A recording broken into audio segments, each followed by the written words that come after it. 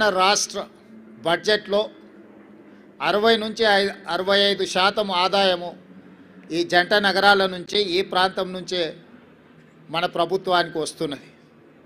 ఇక్కడ వస్తున్న ఆదాయాన్ని రాష్ట్రం నలుమూలల సంక్షేమం కోసం, అభివృద్ధి కోసం ఖర్చు పెడుతున్నాం. ఈ నగరాన్ని కాపాడుకోవడం, ఈ నగరాన్ని అభివృద్ధి చేసుకోవడం, ఈ నగరంలో నివసిస్తున్న ప్రజలకు మౌలిక వసతులను అభివృద్ధి చేయడం, ఉద్యోగ ఉపాధి అవకాశాలు పెరగడానికి అవసరమైన ప్రణాళికలు రచించడం అనే దాన్ని పూర్తి స్థాయిలో మా ప్రభుత్వం నిర్వహిస్తుంది. నేను ఎన్నికల ముందు చెప్పిన ఈనాడు గెలిచిన సందర్భంగా మీ ద్వారా ప్రధాన ప్రతిపక్ష పార్టీకి, కేంద్రంలో అధికారంలో ఉన్న భారతీయ జనతా పార్టీకి కూడా సూచన చేస్తున్నా. మన పాత్రలను, మన వ్యవహార శైలిని ప్రజలు నిశితంగా పరిశీలించి ఈనాడు ఒక నిర్ణయానికి వచ్చిండ్రు. ఈ నిర్ణయంలో ఎవరి పాత్ర, ఎవరి బాధ్యత ప్రజలు విస్పష్టంగా తీర్పునివ్వడం జరిగింది. ఈ తీర్పును బాధ్యతగా తీసుకొని ఈ నగర అభివృద్ధి కోసం అవసరమైన ఈ నగరాన్ని మహానగరంగా విస్తరించి ప్రపంచ స్థాయి పెట్టుబడులను ఆకర్షించి వివిధ జిల్లాలు, వివిధ రాష్ట్రాలు, వివిధ దేశాల నుంచి వచ్చే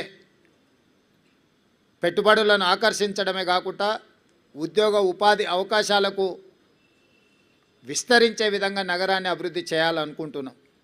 అందుకే రీజనల్ రింగ్ రోడ్ కావచ్చు, రేడియల్ రోడ్స్ కావచ్చు, మూసీ నది ప్రక్షాళన కావచ్చు, మెట్రో విస్తరణ కావచ్చు, గోదావరి కృష్ణా నది జలాలు ఈ మహానగరానికి తాగునీటి అవసరాలను తీర్చడానికి అవసరమైన ప్రణాళికలు కావచ్చు, హైదరాబాదు నగరాన్ని పట్టి పీడిస్తున్న ట్రాఫిక్ సమస్య కావచ్చు, ఎలివేటెడ్ కారిడార్లు కావచ్చు, ఫ్లైఓవర్ బ్రిడ్జులు కావచ్చు, అండర్ పాస్లు కావచ్చు, రైల్వే ఓవర్ బ్రిడ్జులు, రైల్వే అండర్ బ్రిడ్జులు కావచ్చు, గల్లీలలో ముఖ్యంగా చెత్త ఒక ప్రధాన సమస్యగా మారింది. సిటీలో చెత్త ఎక్కడ పడితే అక్కడ దర్శనమిస్తున్నాయి.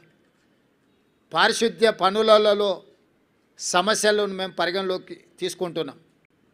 అదేవిధంగా చెరువులు, కుంటలు, నాలాల కబ్జాను తొలగించి నగరాన్ని సమస్యల రహిత నగరంగా తీర్చిదిద్దడానికి ఈరోజు ప్రణాళికలు సిద్ధం చేస్తున్నాము. వీటన్నిటికీ సంబంధించి ప్రధాన ప్రతిపక్షము బీఆర్ఎస్ సోషల్ మీడియాను, విష ప్రచారాన్ని, తప్పుడు వార్తలను, పెయిడ్ ఆర్టికల్స్ని, ఫేక్ సర్వేలను, వీటన్నిటి మీద ఆధారపడి ప్రభుత్వాన్ని అవహేళన చేయడము, అవమానించడము, అసహ్యకరమైన భాషలో దూషించడం లాంటి వార్తలను ప్రసారం చేసిండ్రు. వీటన్నిటి నేపథ్యంలో అది హైడ్రా కావచ్చు, ఈగల్ ఫోర్స్ కావచ్చు, ఈ సంస్థలు ప్రజలకు మేలు చేయడానికి మేము తీసుకొచ్చినాం. ఈ నగరం వేగంగా మత్తు, ముఖ్యంగా గంజాయి, డ్రగ్స్ విస్తరిస్తున్న సందర్భంలో వాటిని కఠినంగా అణిచివేయడానికి ఈగల్ ఫోర్స్ను తీసుకొచ్చినాం. కబ్జాలను, చెరువులను, కుంటలను, నాలాలను అడ్డగోలుగా ఆక్రమించుకొని కబ్జాలకు పాల్పడుతుంటే వాటిని తొలగించడానికి హైడ్రాను తీసుకొచ్చినాం. జిహెచ్ఎంసీ కావచ్చు, హెచ్ఎండిఏ కావచ్చు, మెట్రో వాటర్ వర్క్స్ కావచ్చు, మెట్రో రైల్ కావచ్చు, ఇలాంటి సంస్థలన్నిటిని కూడా సమన్వయం చేసుకొని ఈ నగరాన్ని ఒక మంచి నగరంగా తీర్చిదిద్దడానికి మేము చేస్తున్న ప్రయత్నాన్ని ప్రధాన ప్రతిపక్షము సహకరించకపోను ప్రతి సందర్భంలో అడ్డు తగిలే ప్రయత్నం చేసింది. మూసీ ప్రక్షాళనకు సంబంధించి మూసీ ప్రాంతంలో నివసిస్తున్న వాళ్ళు ఎవరు అది అద్భుతంగా ఉంది అని అక్కడ ఉండడం లేదు. ఏ వసతి లేక, ఏ అవకాశాలు లేక మురికితో కూడుకున్న మూసీ పక్కన నివసిస్తున్నారు. వాళ్ళకు ఒక మంచి వసతులు ఏర్పాటు చేసి, వాళ్ళకు ఉపాధి కల్పించి, వాళ్ళ జీవన ప్రమాణాలు పెంచి, వాళ్ళ పిల్లలకు ఒక మంచి చదువులు, వాళ్ళకు ఒక మంచి వైద్యాన్ని, వాళ్ళకు ఉపాధిని కల్పించాలని చెప్పి మా ప్రభుత్వం చేస్తున్న ప్రయత్నాలను ప్రతి నిమిషం, ప్రతి క్షణం అడ్డు తగిలి అన్ని రకాలుగా వీటన్నిటిని అడ్డుకునే ప్రయత్నం చేసిండ్రు.